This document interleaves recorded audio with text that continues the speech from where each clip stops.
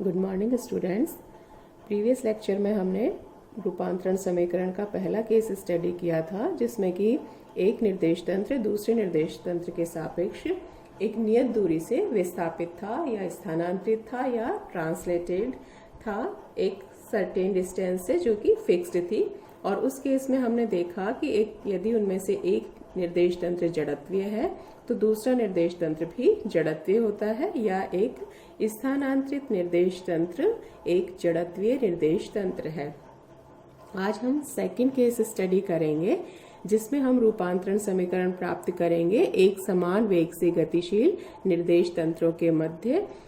या एग्जाम में इस तरह से भी पूछा जाता है कि सिद्ध करो कि किसी जड़त्वीय निर्देश तंत्र के सापेक्ष नियत वेग से गतिशील निर्देश तंत्र भी जड़त्वीय होता है। अर्थात हमें यहाँ सिद्ध करना है कि एक निर्देश तंत्र के सापेक्ष दूसरा निर्देश तंत्र एक समान वेग से गतिशील है, यानी जो उसकी वेलोसिटी है वो कांस्टेंट है, तो दूसरा निर्देश तंत्र है वो भी जड़त्वीय होगा। तो उसी तरह से हम दो रेफरेंस फ्रेम ले लेते हैं, एस और एस डैश, जो कि कार्टेशियन कोऑर्डिनेट सिस्टम है, कार्तीय निर्देश तंत्र है। एस का प्रेक्षक उसके मूल बिंदु पर, जहां पर तीनों एक्सिस मिल रहे हैं, वहां पर स्थित है, और एस डैश का प्रेक्षक भी उसके मूल बिंदु ओ डैश पर स्थित है। शुरू में हम मान लेते हैं कि प्रारंभ में t=0 समय पर दोनों निर्देश तंत्र कोइंसाइड कर रहे थे या संपाती थे, यानी x और x डैश, y और y डैश और z और z डैश एक दूसरे पर कोइंसाइड कर रहे थे और दोनों के मूल बिंदु भी समान थे।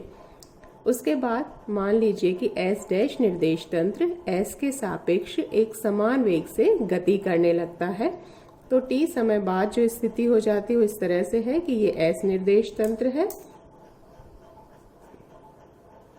और ये s डैश निर्देश तंत्र है। तो s का निर्देश तंत्र के जो कोऑर्डिनेट्स हैं वो वही x, y और z है, और इसके मूल बिंदु पर प्रेक्षक स्थित है O, और t समय बाद s डैश जो निर्देश तंत्र है वो उससे विस्थापित हो गया, और ये जो दूरी है वो o डैश के बराबर होगी। कोई पिंड p लिया है जिसका s में निर्देश स्थिति सदिश है वो r है, यानी OP r के बराबर है, और उसी पिंड p का s डैश में स्थिति सदिश है, यानी o डैश के सापेक्ष स्थिति सदिश है, वो o dash p r dash के बराबर है।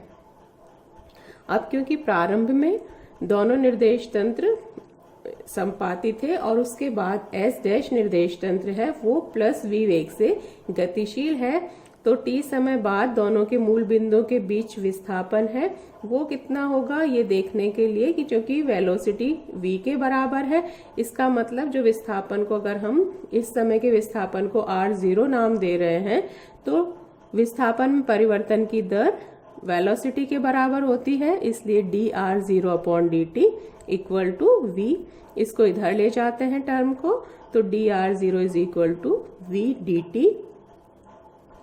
इस इक्वेशन का इंटीग्रेशन कर देते हैं, समाकलन करते हैं, तो दोनों तरफ चूंकि v कांस्टेंट है इसलिए हम इसको इंटीग्रेशन साइन से बाहर लिख सकते हैं, और साथ में एक इंटीग्रेशन कांस्टेंट या समाकलन नियतांक।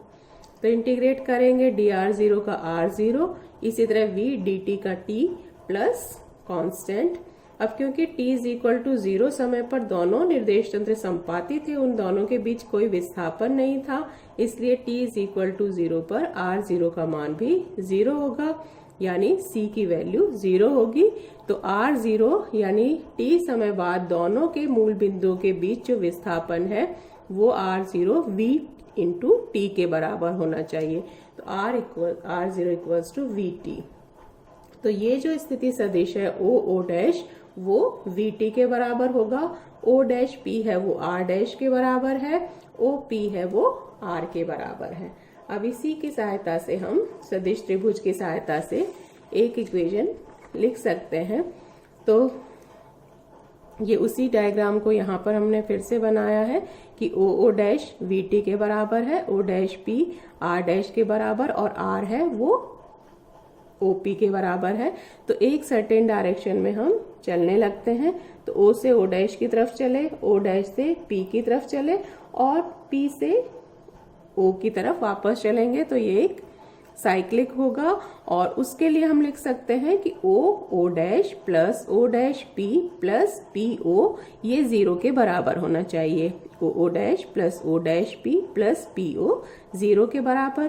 पी ओ है वो माइनस ओ पी के बराबर होगा, तो नेक्स्ट टर्म में हम यहाँ पर माइनस साइन लगाकर इसको पी ओ की जगह ओ पी लिख सकते हैं और ये इक्वल्स टू 0, या टर्म को की साइड चेंज करने पर O P equals to O dash P plus O dash.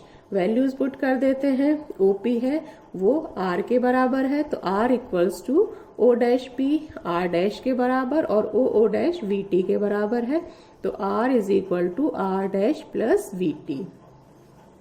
ये S और S डैश के प्रेक्षक द्वारा कण P का लिए गए स्थिति सदिश है, और ये जो रिलेशन है वो इन दोनों में संबंध बता रहा है कि जो डिफरेंस होगा वो V इंटू टी के बराबर होगा। तो ये दोनों के स्थिति सदिशों के बीच संबंध है, इसलिए हम कहते हैं कि ये स्थिति के लिए रूपांतरण समीकरण हुआ। इसको फर्स्ट नंबर दे दिया है। वेग के लिए ज्ञात करना है रूपांतरण समीकरण, तो स्थिति के लिए प्राप्त रूपांतरण समीकरण का हम समय के सापेक्ष अवकलन करते हैं, डिफरेंशिएट करेंगे हम फर्स्ट इक्वेशन को। तो d r upon D T equals to D R dash upon D T plus d upon D t v into t का। D upon D t a into b होता है, तो d a upon D t b को as such रखते हुए plus a को as such रखते हुए d b upon D t होता है। तो उसी तरह से d r upon D T equals to D R dash upon D T plus V D T upon D T plus T को रखा तो T D V upon D T.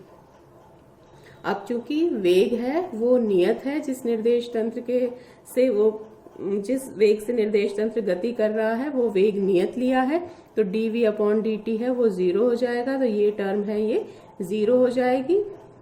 तो रिलेशन आ जाएगा d r upon D T equals to D R dash upon D T plus v. अब d r upon D t क्या है? S निर्देश तंत्र में स्थिति में परिवर्तन की दर, यानी एस निर्देश तंत्र के सापेक्ष पिंड पी का वेग, उसको हम उसी तरह से वी से डिनोट करेंगे। और D R dash upon D t क्या होगा? एस डैश निर्देश तंत्र के सापेक्ष स्थिति में परिवर्तन की दर, यानी पी पिंड का एस डैश में वेग, उसको हम वी डैश से लिख रहे हैं। ये वैल्यूज पुट कर देते हैं और मान रखने पर जो रिलेशन हमें मिलेगा वो हो जाएगा v is equal to V dash plus V S dash में वेग, s में वेग, और ये रिलेटिव वेग वेलोसिटी, तो सापेक्षिक वेग s और s डैश के बीच। तो v is equal to V dash plus V. फिर से त्वरण के लिए निकालना है थर्ड रिलेशन, तो त्वरण के लिए निकालने के लिए हम इस इक्वेशन का फिर से टाइम के रेस्पेक्ट में डिफरेंशिएट कर देंगे।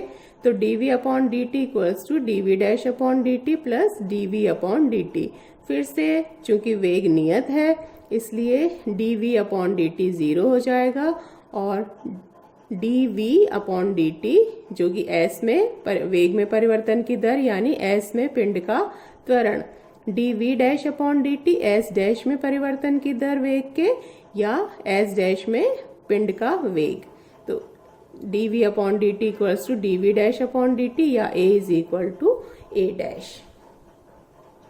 इसका ये हमें त्वरण के लिए। और यदि पिंड p का द्रव्यमान हम m माने तो इस थर्ड इक्वेशन को दोनों तरफ m से गुणा कर देते हैं, तो m a is equal to m a dash, और न्यूटन के सेकंड लॉ से F equals to m a होता है, तो ये S में पिंड का पर लग रहा बल हो जाएगा और m a dash S dash में पिंड पर लग रहा बल, और चूंकि दोनों बराबर प्राप्त हुए हैं इसका मतलब हुआ F is equal to F dash. तो स्थिति, वेग, त्वरण और बल के लिए हमने रूपांतरण समीकरण प्राप्त कर लिए। R is equal to R dash plus V T, V equals to V dash plus V, A equals to A dash और F equals to F dash. यहाँ हमने माना है कि S के प्रेक्षक के सापेक्ष S डैश जो निर्देश तंत्र है वो V वेग से गति कर रहा है, लेकिन जैसा हमने फर्स्ट लेक्चर में बात की थी कि वेग है वो एक सापेक्षिक राशि है, यानी s के प्रेक्षक के लिए s डैश v वेग से गति कर रहा है, तो s के प्रेक्षक के लिए s निर्देश तंत्र है वो माइनस v वेग से गति करता हुआ दिखाई देगा।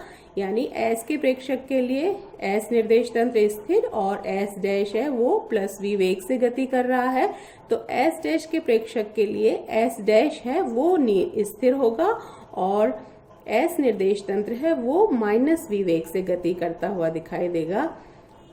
कोई भी प्रेक्षक जिस निर्देश तंत्र में स्थित है वो निर्देश तंत्र उसके लिए हमेशा स्थिर होता है और दूसरा निर्देश तंत्र विपरीत वेग से गति करता हुआ दिखाई देता है। तो अगर हम व्युत्क्रम रूपांतरण समीकरण प्राप्त करें तो r को r डैश से रिप्लेस कर देंगे, r डैश को r से और v को माइनस v से, तो रिलेशन आ जाएंगे इस तरीके से r dash equals to r minus V T, v dash equals to v minus v, a is equal to a dash और f equals to f dash. यानी हमें स्थिति और वेग के लिए दोनों प्रेक्षक अलग अलग मान प्राप्त करेंगे, लेकिन त्वरण और बल का मान दोनों निर्देश तंत्रों के प्रेक्षक द्वारा जो मापा जाएगा वो मान समान होगा दोनों निर्देश तंत्रों में। तो ये हमने रूपांतरण समीकरण प्राप्त किए। नेक्स्ट स्टेप होगी कि हमें सिद्ध करना है कि एक निर्देश तंत्र यदि जड़त्वीय है तो उसके सापेक्ष दूसरा निर्देश तंत्र जो कि एक समान वेग से गतिशील है वो भी जड़त्वीय होगा। तो उसके लिए हम ये किसी एक निर्देश तंत्र को स्थिर मान लेते हैं, यानी हमने मान लिया कि यहाँ पर हमने मान लीजिए S निर्देश तंत्र को जड़त्वीय मान लिया। S निर्देश तंत्र जड़त्वीय है, इसका मतलब है कि उसमें न्यूटन के नियम का, जड़त्व के नियम का पालन होगा और न्यूटन के जड़त्व के नियम के अनुसार यदि उसमें पिंड पर कोई बल कार्य नहीं कर रहा है तो पिंड एक समान वेग से गति करता है या उसका त्वरण है वो शून्य होता है, 0 होता है। तो यदि S को हम जड़त्वीय मानते हैं तो उसमें यदि F इज इक्वल टू 0 होगा तो A इक्वल्स टू भी 0 होना चाहिए, यानी पिंड का त्वरण 0 होना चाहिए। लेकिन अभी हमने जो थर्ड और फोर्थ रिलेशन निकाले त्वरण और बल के लिए रूपांतरण समीकरण a is equal to a dash से, यदि a इज इक्वल टू 0 है तो a डैश भी इक्वल्स टू 0 होना चाहिए और f equals to f dash से यदि f इज इक्वल टू 0 है तो f डैश भी 0 होना चाहिए। यानी s डैश में यदि हम देखें तो f dash is equal to 0 तो a डैश इक्वल्स टू भी 0 है। इसका मतलब S डैश में भी यदि पिंड पर बाह्य बल कार्य नहीं कर रहा है तो उसका त्वरण है वो 0 होना चाहिए, 0 होना चाहिए। और त्वरण 0 का मतलब पिंड है वो एक समान वेग से गति करते हुए दिखाई देना चाहिए। ये बात वही न्यूटन के जड़त्व के नियम के अनुसार है कि बाह्य बल की अनुपस्थिति में पिंड अत्वरित दिखाई देता है या एक समान वेग से गतिशील दिखाई देता है। इसका मतलब हुआ कि यदि हमने माना कि S निर्देश तंत्र जड़त्वीय है तो S डैश है वो भी जड़त्वीय होगा। तो इससे यह सिद्ध होता है कि यदि एक निर्देश तंत्र जड़त्वीय है तो उसके सापेक्ष एक समान वेग से गतिशील अन्य निर्देश तंत्र भी जड़त्वीय होगा। थर्ड केस हम नेक्स्ट लेक्चर में डिस्कस करेंगे। Thank you.